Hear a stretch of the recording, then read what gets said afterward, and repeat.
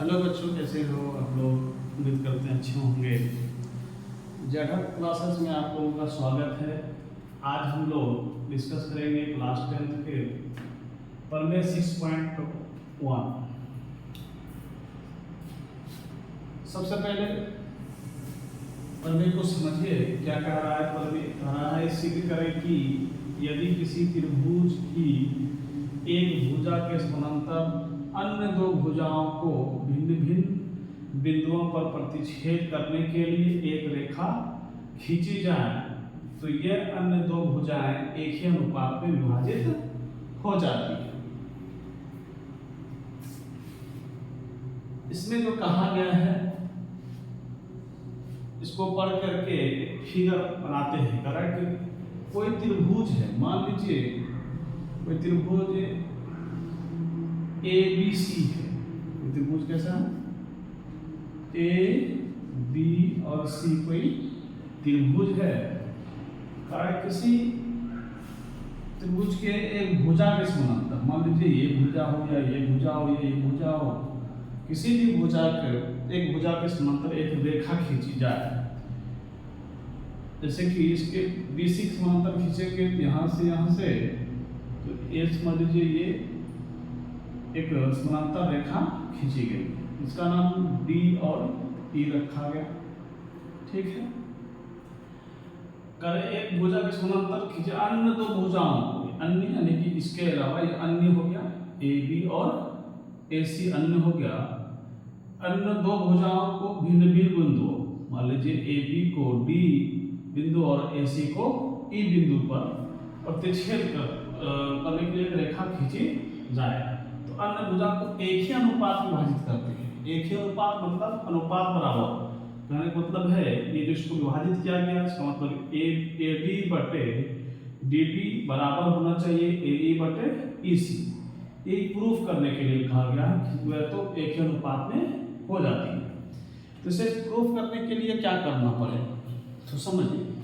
Figure यहाँ पर complete हो गया तो प्रूफ करते हैं। ये प्रूफ माना, हमने क्या किया? त्रिभुज मान लिया तो उसी को लिखते हैं माना ABC एक त्रिभुज है। एक क्या है? त्रिभुज है जिसमें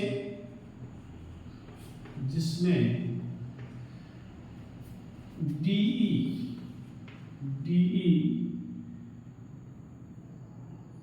समानांतर BC, DE समानांतर BC। अकॉर्डिंग टू क्वेश्चन ये दिया हुआ नहीं है, क्वेश्चन में जो कह रहा है उसके अनुसार ये DE समानांतर BC तो सिद्ध करना है। तो सिद्ध करना है कि क्या सिद्ध करना है कि AD बटे DB बराबर है AE बटे EC। अब देखिए इसको प्रूफ करने के लिए रचना करना पड़ेगा। इसको प्रूफ करने के लिए क्या रचना करना पड़ेगा? देखिए रचना है B को E से मिलाया और C को D से मिला देते हैं। रचना में क्या हुआ?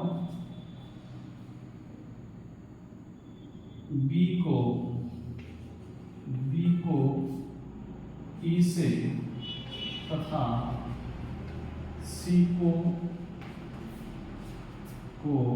D से मिलाया तथा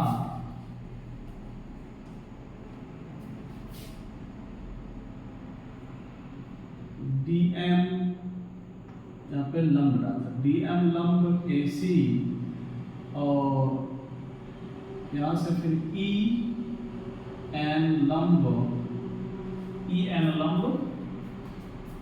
लंब ए बी तथा क्या कहेंगे डी एम लंब ए सी और डी ई एन लंब ए बी डाला। ठीक है, यहां तक क्लियर हो गया। उसके बाद फिर करना हमको क्या है, ये ए डी बटे डी बी और ए ई बटे ई सी जाना है।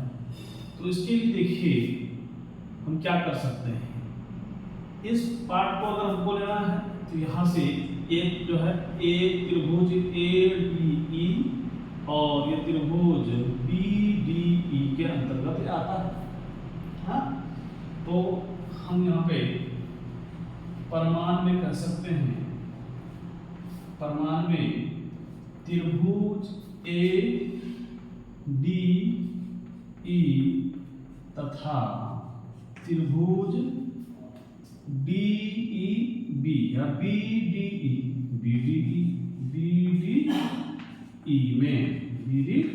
में क्या है, ये दोनों का एरिया निकाल दीजिए, चलिए क्षेत्रफल। तो ये जो लंब है, ये लंब ये इस त्रिभुज के लिए भी है और ये इस त्रिभुज के लिए है, दोनों का अनुपात एक निकाल दीजिए। एरिया ऑफ ट्रायंगल ए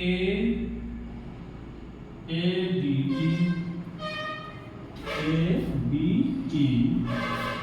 बटे area of triangle B D E लिए बी डी ई। अब देखिए इसमें क्या है, ए डी ई भी एक समकोण त्रिभुज है। क्यों, यहाँ से लंब है, जब किसी परपेंडिकुलर लंब हो जाता है तो ये लंब बटे हाफ गुना आधार गुना ऊंचाई हो जाता है। तो हाफ गुना इसके लिए जो आधार हो गया क्या होगा, इसके लिए आधार हो गया लंब हो गया क्या ई एन और आधार क्या हो गया ए बी। ठीक, फिर इस त्रिभुज में तो बोलेंगे इस त्रिभुज में भी हाफ गुना लंब आधार गुना ऊंचाई होता है, तो लंब ही ले लेते हैं, कोई दिक्कत नहीं। ई एन गुना डी या बी डी, यहाँ पे क्या लिखे बी डी लिए तो बी डी लीजिए या डी बी डी बी। तो ये half half cancel, E N cancel. इसके लिए क्या बन गया देखिए, area of A B area of A D E बटे area of B D E is equal to आ गया मेरा क्या ए डी बटे डी बी। इसको इक्वेशन नंबर फर्स्ट मान लीजिए। ठीक है, अब देखिए ये मेरा एक पार्ट आ गया। फिर इसी तरह से क्या करेंगे, इस और आएंगे। अब क्या लगा है ए ई बटे ई सी, तो इसके लिए देखिए त्रिभुज ए डी ई और त्रिभुज सी डी ई में आ रहा है। देखिए फिर क्या करेंगे, फिर area of triangle A D E बटे एरिया ऑफ ट्रायंगल किसमें सी डी ई में ये क्या होगा, यहाँ भी हाफ गुना आधार गुना चाहिए हाफ, इसका आधार कितना होगा ए ई हो जाएगा, ऊंचाई कितना हो जाएगा, इसके लिए डी एम हो जाएगा डी एम।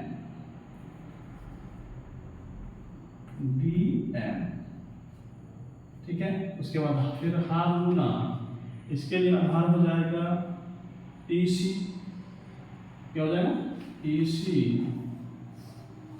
और ऊंचाई वही रह जाएगा क्या DM, तो हाफ हाफ कैंसिल और DM कैंसिल, तो बचा क्या एरिया ऑफ ADE बटे area of CDE is equal to AE बटा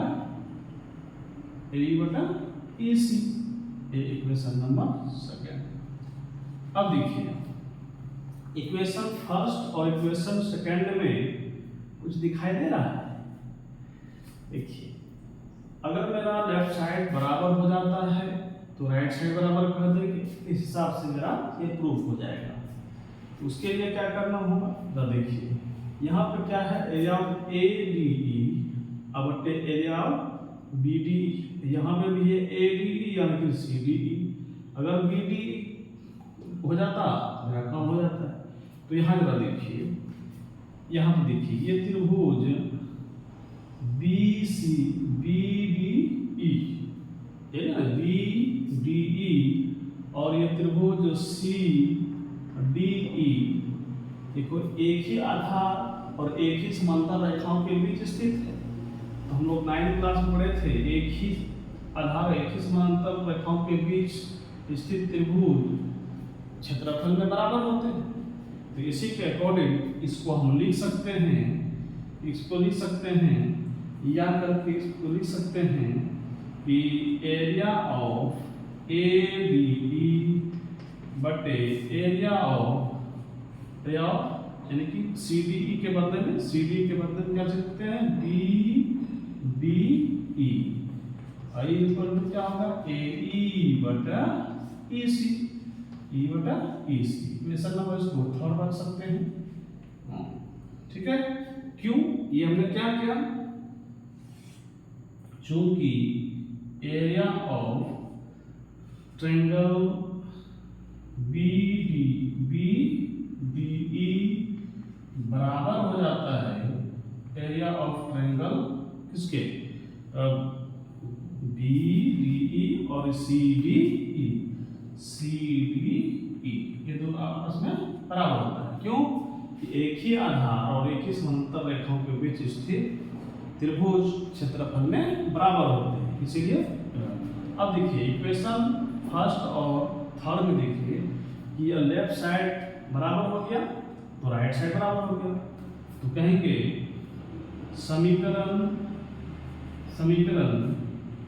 एक तथा तीन से, तो इसको करते हैं तो लेफ्ट साइड बराबर तो राइट से बराबर, 3 से क्या AD बटे